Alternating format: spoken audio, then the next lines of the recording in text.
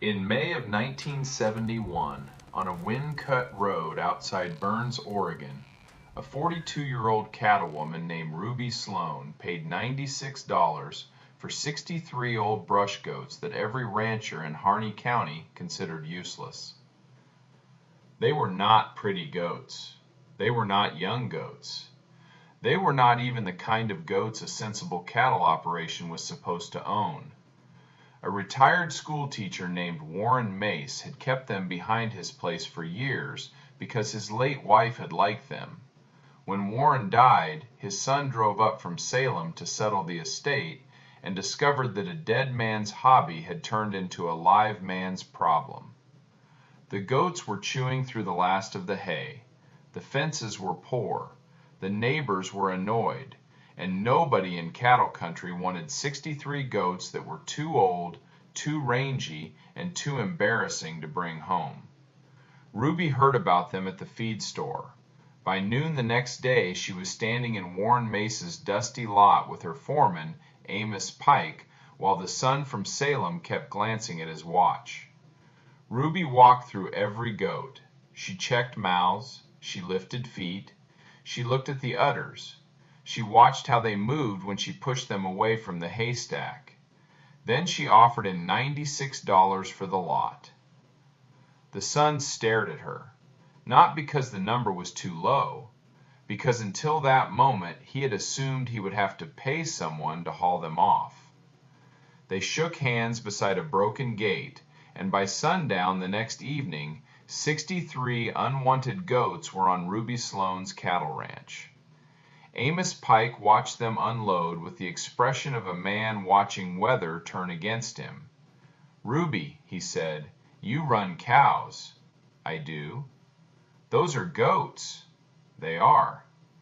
He looked across the pen at the long-eared animals already climbing the rails as if testing the ranch for weakness. "You planning to keep them separate?" "No." Amos took his hat off, scratched the back of his head, and put it on again. "You mean with the heifers?" "With the heifers first." "In the same pasture?" "In the same pasture." Amos had worked cattle since he was 12 years old. His father had worked cattle. His grandfather had died behind a team of horses putting up hay for cattle. In Amos Pike's world, a rancher did not mix herds like a child mixing paint. Cows belonged on grass. Goats belonged behind a poor man's barn, and a respectable cattlewoman did not buy the town's joke and turn it loose on good range. But Ruby only latched the gate and said, "We'll see what the country thinks." By the end of the week, Harney County had a new story. Ruby Sloane had bought Warren Mace's goats. Not 2 goats, not 10, 63, and she was going to run them with cattle. At the cafe in Burns, men laughed into their coffee.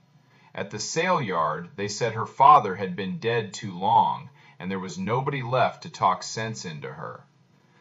Co-op, one old rancher said the Sloane place used to be cattle country, and now it was turning into a petting zoo. Everyone thought Ruby had made a sentimental purchase. They were wrong. Ruby had been waiting nearly 6 years for a cheap herd of goats. To understand why, you have to understand the ranch she inherited.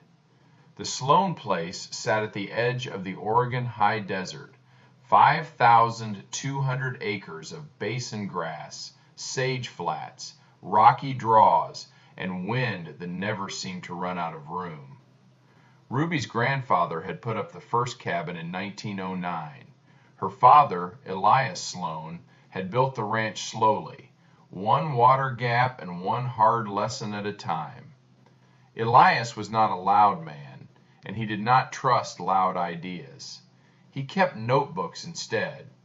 Rainfall, frost dates, calving losses, grass condition, which draws held snow longest, which ridges greened first, which pastures recovered after a wet spring, and which ones stayed tired no matter how carefully he rested them.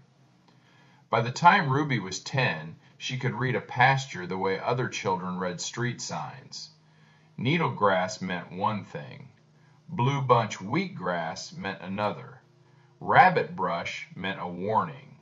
Young juniper meant a fight coming in slow motion. Her father had a name for the problem that was eating their ranch. He called it the quiet takeover. Not drought. Drought came and went. Not grasshoppers. Grasshoppers came in waves and then disappeared. The quiet takeover was different. Every year the cattle clipped the grasses they liked and walked around the plants they did not. They left the rabbit brush. They left the greasewood. They left the bitter stems in the dry washes and the young junipers on the rocky slopes. And every year those ignored plants gained a little more room. A pasture could look full from the road and still be losing value. That was what frightened Elias. The ranch was not becoming bare, it was becoming uneatable. By the late 1960s, Ruby could see it for herself. The north pasture still had color, but less grass.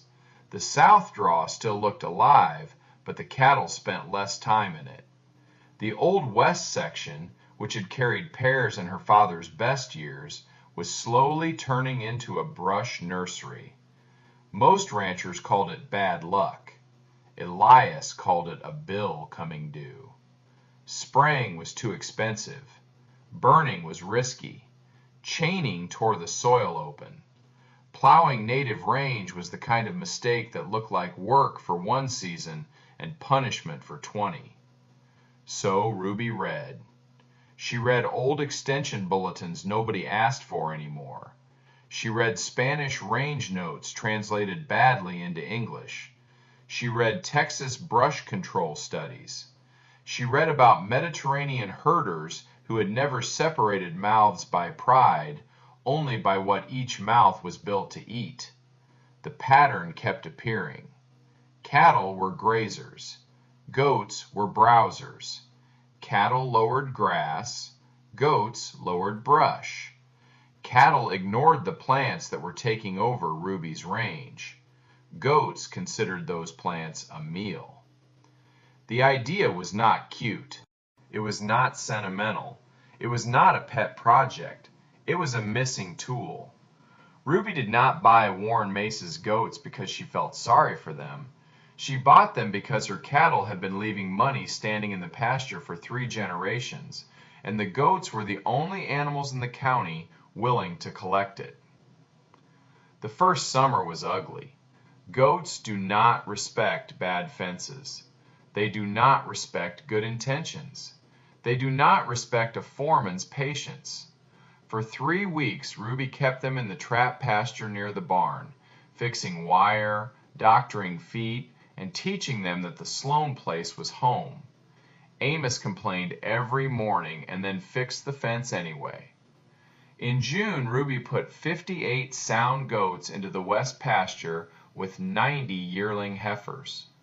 Amos rode out before daylight because he was certain he would find disaster. He found the heifers on the lower grass and the goats halfway up the rocky slope, standing on their hind legs to strip leaves off rabbit brush. By noon, the 2 species were drinking from the same tank. By Friday, they had settled into a rhythm so plain that Amos had no argument left except habit. The cattle kept their heads down in the grass. The goats worked the edges, the draws, the brush line, the places cows ignored unless they were starving.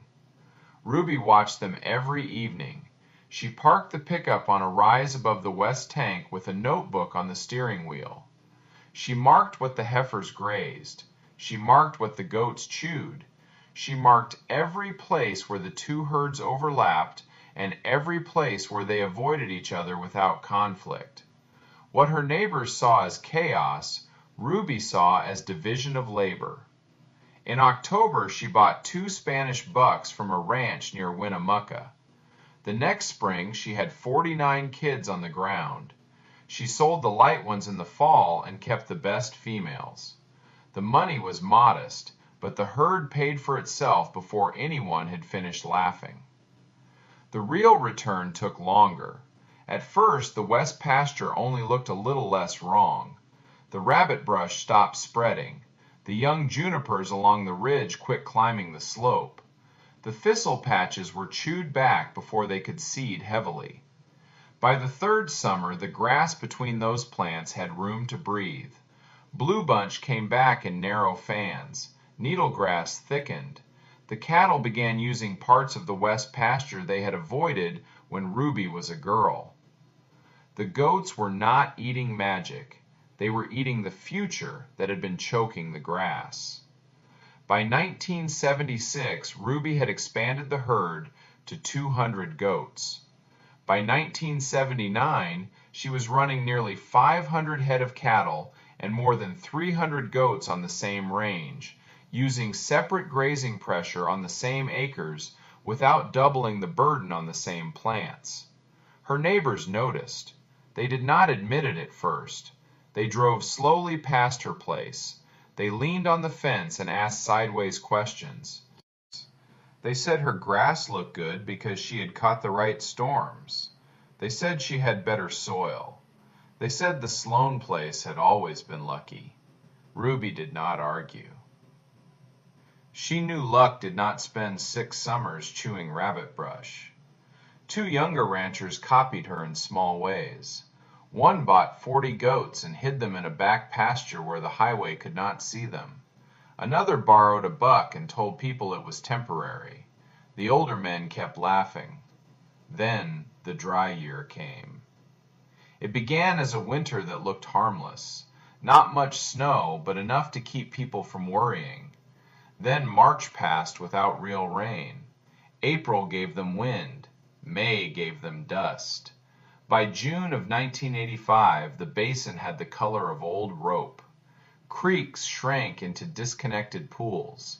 Hay doubled, then doubled again. Cattle started showing ribs in July. By August, the sale barn was packed with animals nobody wanted to sell and buyers who knew desperation when they saw it. Men who had spent 30 years building herds were cutting them in half because there was nothing left to feed. The Sloane place was dry too. Ruby did not have a private cloud. Her water holes dropped. Her grass cured early. Her haystack made Amos nervous every time he walked past it. But the ranch did not collapse, because for 14 years the goats had been changing what the drought had to work with. The west pasture did not turn into dust. It turned brown, but the crowns of the grasses were still alive under cover. The brush was held back. The soil under the grass held more shade, more litter, more moisture than it had when rabbit brush and young juniper were stealing the room. And the goats were still eating. They ate kochia along the disturbed ground. They ate thistleheads. They ate bitterbrush tips and rabbit brush stems and the rough feed cattle would not touch, even when hungry. Every mouthful they took off the brush line was one mouthful Ruby's cows did not need from the grass. That was the part nobody had understood. The goats had not replaced cattle. They had protected the cattle feed by eating everything cattle left behind.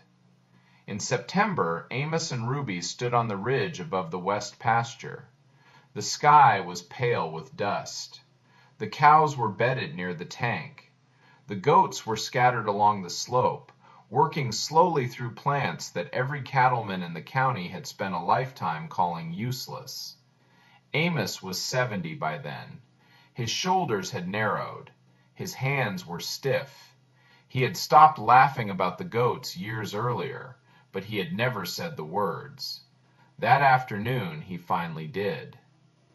I was wrong about Warren Mesa's goats. Ruby kept looking at the pasture. Yes, she said. Amos nodded, not offended, not ashamed, just finished with an old belief. Your father would have liked this. Ruby smiled a little.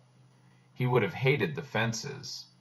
Amos laughed, and for a moment the dry year felt less heavy. Ruby did not sell a cow that summer. She did not sell a breeding doe either. She bought hay, but not ruinous hay. She cut numbers where she had planned to cut numbers, not where fear forced her to. When the rains returned, her pastures recovered faster than the ranches around her because the root systems were still there waiting. That was when the joke changed shape. The same men who had called her goats a circus started asking what kind they were, how many per acre, how she kept them in, whether they needed different minerals, whether they bothered calves, whether a man could try just 20 without anyone making too much of it. Ruby answered every question. She never said, "I told you so." The land had already said it for her. Years later, when the State Cattlemen's Association invited Ruby Sloane to speak in Bend, she was an old woman with silver hair, blunt hands, and a voice that still sounded like it belonged outside.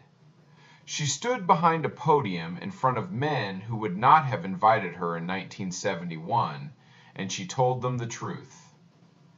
"People ask me why I ran goats with cattle," she said. "That's not the right question." The room went quiet. The right question is why we ever expected cows to do a goat's work. A pasture is not one crop. It is not one mouth. It is a set of bargains. Grass bargains with rain, brush bargains with neglect, cattle bargain with what they prefer, goats bargain with what cattle refuse. If you only bring one kind of hunger to the land, you only use one part of what the land grows. No one laughed, not then, because by then too many of them had driven past the Sloane place after a dry summer and seen what her grass looked like. Ruby Sloane paid $96 for goats nobody wanted because she understood something her county had forgotten. A weed is sometimes just forage without the right animal. A bad pasture is sometimes a good system with one piece missing. And a foolish purchase is sometimes wisdom arriving before the crowd is ready to recognize it. Everyone else saw 63 old goats climbing a fence. Ruby saw a second set of teeth for a ranch that had been trying to survive with only one. 14 years later, when the dry wind came and proud cattle outfits were selling their breeding herds for whatever the market would give them, those unwanted goats were still walking the brush line, still eating what cows could not, still turning ridicule into grass. That was Ruby's secret. Not luck, not stubbornness, not some miracle hidden in the high desert. Just the patience to notice what the land was offering, and the nerve to use an animal everyone else was too proud to own.